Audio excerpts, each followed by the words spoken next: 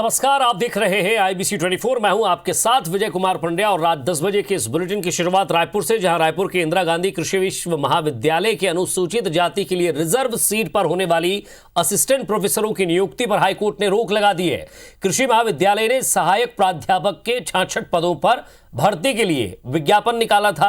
Interview के बाद महाविद्यालय ने पास होने वाले अभ्यर्थियों की लिस्ट भी जारी की, जिसमें अनुसूचित जाति वर्ग के लिए चयनित 3 लोगों के चयन को चुनौती देते हुए दुर्गेश सागर नाम के अभ्यर्थी ने याचिका लगाई थी। उन्होंने अपनी याचिका में कहा कि कृषि महाविद्यालय ने उनकी शैक्षणिक योग्यता और अनुभव को दरकिनार कर अनावेदक 3 को स्कोर कार्ड में ज्यादा नंबर दिए हैं। इस मामले पर सुनवाई करते हुए जस्टिस गौतम भादुड़ी की एकल पीठ ने अनुसूचित जाति वर्ग के लिए आरक्षित सीट पर असिस्टेंट प्रोफेसरों की नियुक्ति पर आगामी आदेश तक रोक लगा दी है।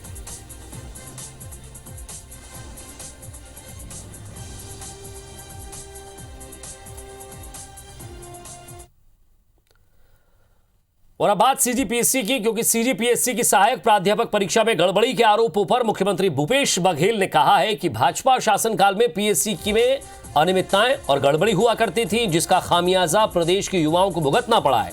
उन्होंने कहा कि हमारी सरकार में कोई गड़बड़ी नहीं हुई, अगर भाजपा के पास कोई तथ्य है तो पेश करें। इधर PSC ने प्रेस रिलीज जारी कर आरोप को निराधार बताया। PSC ने कहा है कि सहायक प्राध्यापक परीक्षा में ना तो अनुपस्थित अभ्यर्थी का चयन हुआ है और ना ही एक ही केंद्र के 88 लोगों का चिन्हांकन हुआ। वहीं पूर्व मंत्री बृजमोहन अग्रवाल ने सवाल किया कि राज्य सरकार बार बार भाजपा शासनकाल में गड़बड़ी का आरोप लगा रही है, तो यह सरकार पूरे मामले की जांच क्यों नहीं करवाती।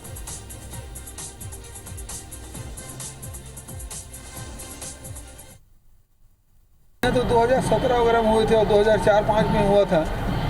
उसी गड़बड़ियों को तो हम लोग आज तक हमारे नौजवान झेलते रहे। अभी कोई गड़बड़ी है तो तथ्य सामने रखें, उसकी जांच कर ली जाएगी, लेकिन पहले तथ्य तो रखें। देखिए, भाजपा शासनकाल के नहीं, अगर किसी गड़बड़ी की बात हुई है और किसी परीक्षार्थी ने यह प्रश्न उठाया है, तो हमारे प्रदेश का सबसे महत्वपूर्ण परीक्षा PSC, उसके ऊपर में सवाल उठे हैं, प्रश्न चिन्ह उठा है, तो सरकार को खुले दिल से कहना चाहिए कि हम इसकी जांच करवाएंगे, जांच करके जो भी दोषी होगा उसके खिलाफ कार्रवाई करेंगे। अब PSC की गड़बड़ी की बात उठती है और PSC के लोग ही जांच करते हैं, तो उसमें गड़बड़ी कहां सामने आएगी। ये छत्तीसगढ़ तो PSC की सहायक प्राध्यापक परीक्षा 2019 में अनियमितता और भ्रष्टाचार के विरोध में भारतीय जनता युवा मोर्चा ने PSC का पुतला जलाया। भारतीय जनता युवा मोर्चा के प्रदेश अध्यक्ष अमित साहू के नेतृत्व में BJYM के कार्यकर्ताओं ने आज बुढ़ेश्वर मंदिर चौक पर पुतला जलाया। भारतीय जनता युवा मोर्चा के प्रदेश अध्यक्ष अमित साहू ने चेतावनी दी है कि न्यायिक जांच के बाद इसके दोषी अधिकारियों के खिलाफ कार्रवाई नहीं की गई तो भारतीय जनता युवा मोर्चा उग्र आंदोलन करेगा। युवा मोर्चा ने बुधवार को एक प्रेस कॉन्फ्रेंस करके इस मामले को उजागर किया। उन्होंने आरोप लगाया कि इनमें एक ऐसे युवक का चयन हुआ है जो परीक्षा में बैठा ही नहीं था। इसके अलावा 100 से ज्यादा प्रश्न विलोपित कर दिए गए थे। वहीं आरोप यह भी है कि इसमें अकेले दुर्ग जिले से 40 से ज्यादा परीक्षार्थियों का चयन हुआ है।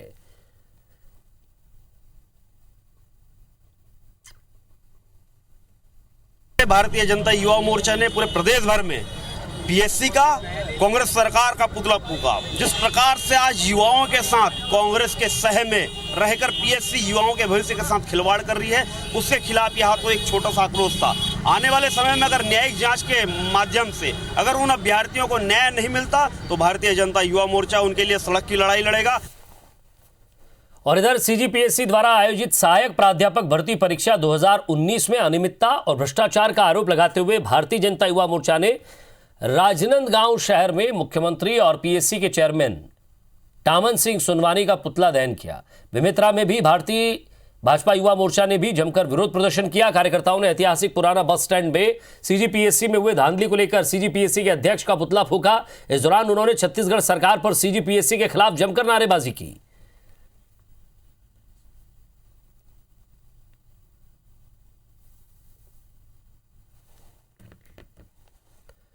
मध्य प्रदेश में अभी नगरीय निकाय चुनाव की तारीखों का ऐलान नहीं हुआ है, मगर कांग्रेस चुनाव को लेकर पूरी तरह से तैयार नजर आ रही है। निकाय चुनाव की तैयारियों के लिए PCC चीफ कमलनाथ ने 10 फरवरी को बड़ी बैठक बुलाई है। यह बैठक निकाय चुनाव प्रभारियों के साथ होगी, जिसमें उम्मीदवार चयन को लेकर चर्चा की जाएगी। कांग्रेस पार्टी ने तय किया है कि नगरीय निकाय चुनाव में विधायक पार्टी पदाधिकारी से लेकर यूथ कांग्रेस के पदाधिकारियों की भी ड्यूटी लगाई जाएगी। एक निकाय पर एक विधायक, एक पदाधिकारी और एक यूथ कांग्रेस के नेता को तैनात किया जाएगा। साथ ही महिला कांग्रेस और दूसरे संगठन के पदाधिकारी भी मोर्चा संभालेंगे। पूर्व मंत्री बीसी शर्मा ने निकाय चुनाव को कांग्रेस पार्टी के लिए अहम बताया।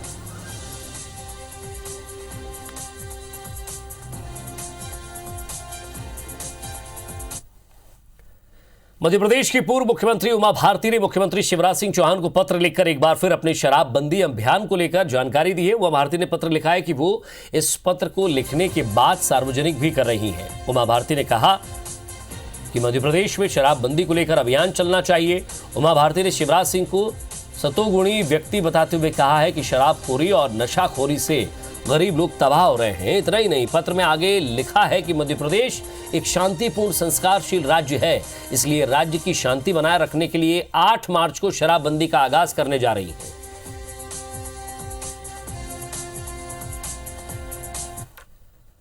और इधर गृह मंत्री ताम्रध्वज साहू ने आज मंत्रालय में विभागीय अधिकारियों की बैठक ली। उन्होंने निरीक्षक से उप पुलिस अधीक्षक संवर्ग के 73 रिक्त पदों पर पदोन्नति से लंबित मामलों का प्रस्ताव तत्काल प्रस्तुत करने के निर्देश दिए हैं और इसी तरह उप निरीक्षक और आरक्षक भर्ती की कार्रवाई में भी तेजी लाने के निर्देश दिए। उन्होंने अनियमित वित्तीय कंपनियों के विरुद्ध की जा रही कार्रवाई में और तेजी लाने के लिए और साथ ही जिला कलेक्टरों से समन्वय कर निवेशकों को राशि वापस कराने के निर्देश दिए। उन्होंने सेवानिवृत्त न्यायाधीश पटनायक की अध्यक्षता में गठित कमेटी के अंतर्गत राज्य के नक्सल प्रभावित 8 जिलों के निर्दोष आदिवासियों के विरुद्ध दर्ज प्रकरणों की नियमित रूप से समीक्षा और प्रकरण वापसी की कार्रवाई करने को कहा है। गृह मंत्री ने राजनीतिक प्रकरणों की वापसी में भी तेजी लाने के निर्देश दिए। बैठक में गृह विभाग के अपर मुख्य सचिव सुब्रत साहू, सचिव अरुण देव गौतम, अतिरिक्त पुलिस महानिदेशक हिमांशु गुप्ता सहित विभागीय अधिकारी उपस्थित थे। जो रूटीन वर्क होता है हम लोगों का वो बैठक है, अलग कोई एजेंडा नहीं है। उसमें जानकारियां लेते रहते हैं कि क्या क्या प्रोग्रेस हुआ, क्या क्या काम हुआ, कोई चीज़ अभी बजट की तैयारी भी चल रही है। घटना तो हो रहा है लेकिन रिकवर सभी में कर रहे हैं, कोई ऐसा बिंदु नहीं है 99%। और इसीलिए आप देखेंगे पूरे देश में छत्तीसगढ़ के होम डिपार्टमेंट को, पुलिस विभाग को सेकेंड प्राइज़ भी इसके लिए दिया है। डीजीपी डीएम अवस्थी ने आज पुलिस मुख्यालय में प्रदेश के कमांडेंट और पुलिस अफसरों की मीटिंग ली। बैठक में डीजीपी ने नशे की गिरफ्त में जकड़ चुके जवानों के लिए राजधानी में विशेष शिविर आयोजित कर उसे नशा मुक्त कराने की बात कही। बैठक में नक्सल क्षेत्र में तैनात जवानों के उत्साहवर्धन के लिए कमांडेंट और अफसरों को कैंप में लगातार विजिट करने के निर्देश दिए। बैठक को संबोधित करते हुए डीजीपी ने कहा कि छत्तीसगढ़ सशस्त्र बल का प्रत्येक जवान और सेनानी बहुत ही बहादुरी से कार्य कर रहे हैं। सम्मेलन में कुछ सेनानियों ने मांग रखी कि उनके मुख्यालय में प्रशासनिक भवन की आवश्यकता है। कुछ ने बटालियन में फेंसिंग की आवश्यकता बताई, जिस पर डीजीपी ने तत्काल स्वीकृति प्रदान कर दी। बैठक में विशेष पुलिस महानिदेशक आर.के. विज, पुलिस महानिदेशक Naxal operation Ashok Juneja, ADG Himanshu Gupta, ADG SRP Kalluri और सभी सेनानी उपस्थित थे।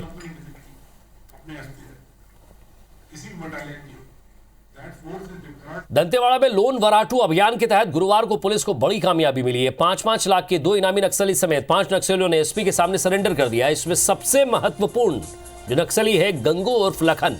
गंगू बीते कई सालों से नक्सलियों के लिए भैरमगढ़ एरिया कमेटी में काम कर रहा था। गंगू ने बताया कि नक्सलियों के अत्याचार से तंग आकर उसने 4 अन्य नक्सलियों के साथ पुलिस के सामने सरेंडर कर दिया। सरेंडर करने वाले नक्सलियों में गंगू के अलावा लक्ष्मी भी शामिल है। लक्ष्मी पर भी 5 लाख रुपए का इनाम घोषित है। सरेंडर करने वाले अन्य 3 नक्सली हिमला बंडी, कोसा मड़गाम, माडवी हिंडमा, ये तीनों हैं। गंगू पर कुल 21 मामले दर्ज है। अलग अलग थानों में हत्या, लूट, आगजनी, पुलिस पर बम ब्लास्ट से हमले करने जैसे मामले भी हैं। पुलिस ने इन अपराधों को माना। साथ ही लक्ष्मी पर 9 बड़े अपराध दर्ज हैं। दंतेवाड़ा एसपी ने दावा किया कि जल्द ही बड़े नक्सली भी समर्पण करने वाले हैं।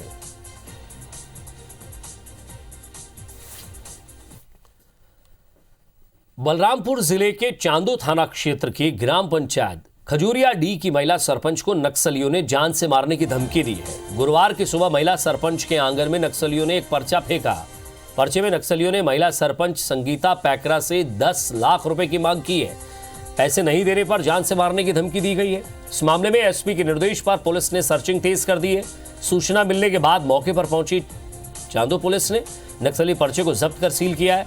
अज्ञात लोगों के खिलाफ मामला दर्ज करके सर्चिंग जारी कर दी है।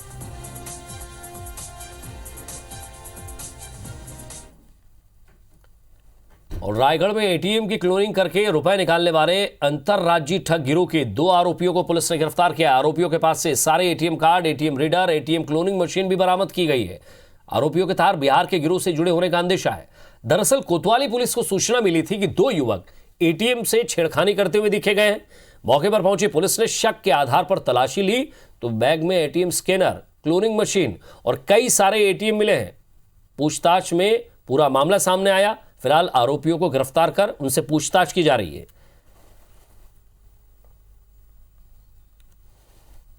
मुखबिर के द्वारा ये सूचना मिली थी कि 2 संदिग्ध व्यक्ति हैं जो केवराबाड़ी चौक के पास में जो एटीएम है वहाँ पे संदिग्ध अवस्था में घूम रहे हैं। इनके द्वारा स्वीकार किया गया कि ये मूलतः रहने वाले दोनों व्यक्ति जो नवादा बिहार के हैं और इनके पास से एटीएम स्क्रैमर मशीन मिला है और अलग अलग बैंकों के तकरीबन 10 से 12 एटीएम कार्ड भी बरामद हुए हैं और भी इनको पूछताछ की जा रही है। और इनके बाकी जो गिरोह के और भी लोग होंगे इसमें भी हम लोग कोशिश कर रहे हैं कि बाकी लोग के बारे में पता चल सके। बस्तर पुलिस की साइबर सेल अब लगभग 24 घंटे काम करने में सक्षम हो चुकी है। पुलिस के विशेष प्रशिक्षित अधिकारी शिकायतों पर सक्रिय तरीके से कार्रवाई कर रहे हैं। दरअसल बस्तर में जैसे जैसे नेटवर्क का प्रसार बढ़ रहा है वैसे वैसे साइबर ठगी के मामले भी बढ़ रहे हैं। सोशल मीडिया के जरिए भी ठगी के मामलों में बढ़ोतरी हो रही है। साथ ही फोन कॉल के जरिए मदद मांगने और एटीएम पिन की ठगी के भी कई मामले सामने आ चुके हैं। जिले में साइबर अपराध से जुड़े करीब 11 मामले जिसमें पिछले 1 साल में दर्ज किए जा चुके हैं। इनमें से पुलिस ने 5 बड़े मामलों में आरोपियों को गिरफ्तार कर चुकी है। सबसे बड़ा मामला एसबीआई बैंक के एटीएम मशीन से करोड़ों रुपए की ठगी का था।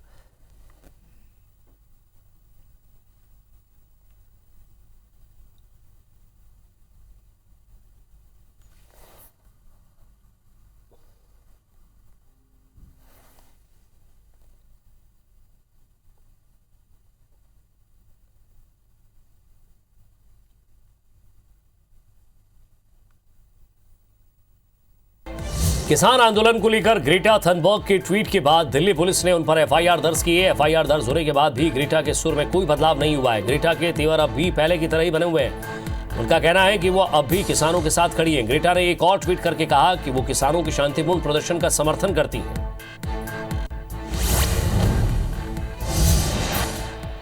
बीते 3 दिन में अमेरिकी पॉप गायिका रिहाना, स्वीडन की जलवायु कार्यकर्ता ग्रेटा थनबर्ग, अमेरिकी अभिनेत्री अमांडा केर्नी, गायक जेसिन, डॉक्टर जियास, पूर्व वयस्क फिल्मों के कलाकार मिया खलीफा, अमेरिकी उपराष्ट्रपति कमला हैरिस की भांजी मीना हैरिस सहित कई मशहूर हस्तियों ने भारत में किसान के आंदोलन के विरोध प्रदर्शन में समर्थन किया है।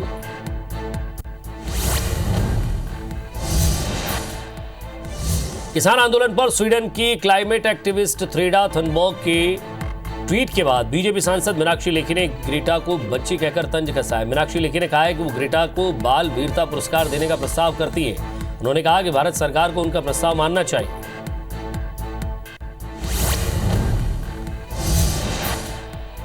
कृषि कानूनों के खिलाफ किसान आंदोलन के समर्थन में अमेरिकी पॉप गायिका रिहाना, स्वीडन की जलवायु कार्यकर्ता ग्रेटा थनबर्ग, पूर्व वयस्क फिल्मों के कलाकार मिया खलीफा और दूसरे विदेशी कलाकार उतरे, जिसके बाद अब राजनीति गर्मा गई है। वहीं भारतीय किसान यूनियन के नेता राकेश टिकैत ने कहा है कि मैं उन्हें नहीं जानता हूं।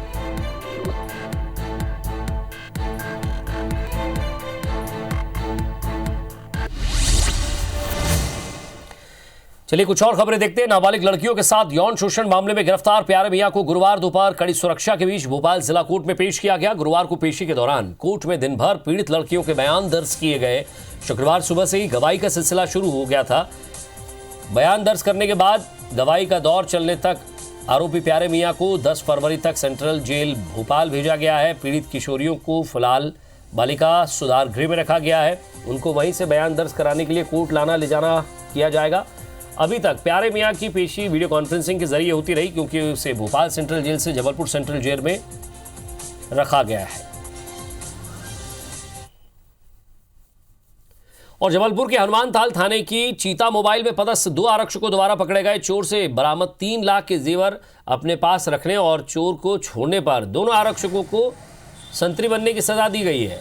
वहीं आरोपी चोर को पकड़कर जेल भेज दिया गया है। दरअसल 29 जनवरी को गोहलपुर थाना क्षेत्र के एक सूने मकान में चोरी हुई थी, जिसे नफीस बदमाश ने अंजाम दिया था। इस दौरान गश्त पर निकली चीता मोबाइल के 2 आरक्षक सतीश और रंजीत ने नफीस को हिरासत में लेकर थाने ले गए। आरोपी ने बताया कि उसे दूसरे चोरों ने ये जेवर दिए हैं।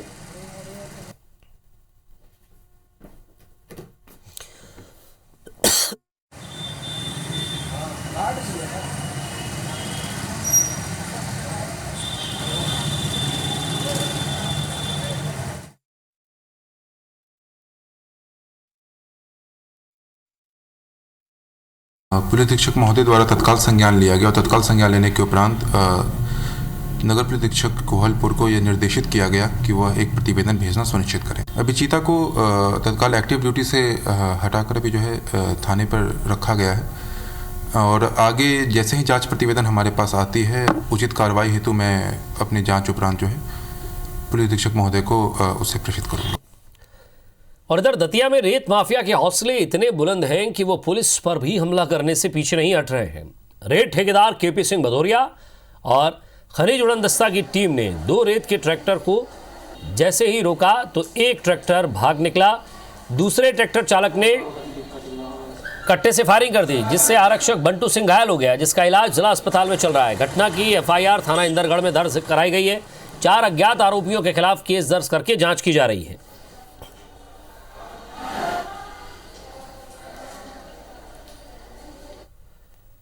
दमोह के चराई इलाके में एक विशेष वर्ग के लोगों ने एक दुकान संचालक पर जानलेवा हमला कर दिया। किसी तरह जान बचाकर व्यापारी कोतवाली थाने पहुंचा, जहां से उसे जिला अस्पताल में इलाज के लिए भर्ती कराया गया। घायल व्यापारी के बयानों के आधार पर पुलिस ने मामला दर्ज कर आरोपियों की तलाश वो कर रही है। घायल व्यापारी मनीष मलैया ने बताया कि बीते दिनों शहर के बीचों बीच में मछली मार्केट चल रहा था, जिसको लेकर विरोध प्रदर्शन किया गया था। इस मामले में उन्होंने कोर्ट में एक याचिका भी दाखिल की थी, जिसको लेकर सभी लोग नाराज थे। सभी एकत्रित होकर उनकी दुकान पर आए और जानलेवा हमला कर दिया।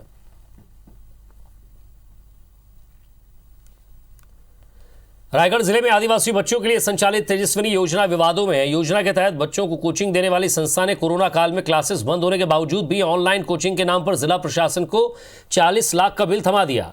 दरअसल रायगढ़ जिले में आदिवासी बच्चों को जेईई मेंस और मेडिकल की परीक्षा की तैयारी के लिए जिला प्रशासन के द्वारा निःशुल्क कोचिंग दी जाती है, लेकिन कोरोना काल में संस्था को ना तो ऑनलाइन क्लास की अनुमति दी थी और न ही इसके बदले कोई फीस के भुगतान का कोई एग्रीमेंट हुआ था। मामला उजागर होने के बाद छात्र संगठन भुगतान रोकने और मामले की जांच की मांग कर रहे हैं। कोरोना के समय में कोई क्लास लगी ही नहीं और चल भी नहीं रही थी। उसके बाद भी जानकारी आ रहा है कि किसी जो संस्था है और ये विद्या भारती नाम की कोई संस्था है जो ये इस तेजस्विनी को चलाती है, जिसके माध्यम से 40 लाख रुपए का बिल दिया गया है। मुझे लगता है कि ये कहीं ना कहीं गड़बड़ी हुई है, इसकी जांच होनी चाहिए। गत वर्ष ट्रैवल विभाग इसको देख रहा था तो उनको शायद तलब किया था इस संबंध में जानकारी लेने के लिए, और यदि जो भी संस्था इसको देख रही है वो अगर चलाई होगी तो उसकी जब तक पूरी जांच नहीं हो जाएगी तो भुगतान करने का जो भी प्रक्रिया है वो सॉल्व नहीं हो पाएगा। और रायपुर विकास प्राधिकरण ने कोलकाता की जिस पंचामृत एंटरटेनमेंट प्राइवेट लिमिटेड कंपनी को रायपुर स्थित अपने इंद्रप्रस्थ प्रोजेक्ट में बेशकीमती 19 एकड़ जमीन अम्यूजमेंट वंडरलैंड पार्क और स्विमिंग पूल बनाने के लिए लीज पर दी थी, वो मनमानी पर उतर आई है। अपनी ही जमीन का किराया और प्रोजेक्ट पूरा करवाने के लिए आरडीए के अधिकारियों को कंपनी के चक्कर काटने पड़ रहे हैं। आरडीए अधिकारियों के अनुसार कंपनी ने साल 2018 से लीज रेंट नहीं पटाया है। जमीन लीज पर लेने वाली कंपनी पर 2018 से 25 लाख से ज्यादा की रकम बकाया है। कंपनी की दूसरी बड़ी मनमानी ये है कि साल 2018 में जमीन का एग्रीमेंट होने के साथ ही कंपनी को 2.5 एकड़ जमीन भी दी गई थी।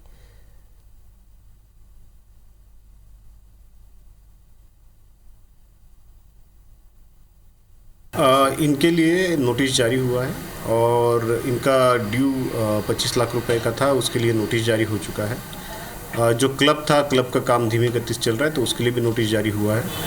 और कोविड के चलते इसको बंद रखा गया था तो फिर से स्टार्ट होने के लिए जैसे ही निर्देश प्राप्त होता है उसके अनुसार अग्रिम कार्रवाई करने के लिए उनको निर्देशित किया गया है। और इसी के साथ फिलहाल इस बुलेटिन में इतना ही। नमस्कार।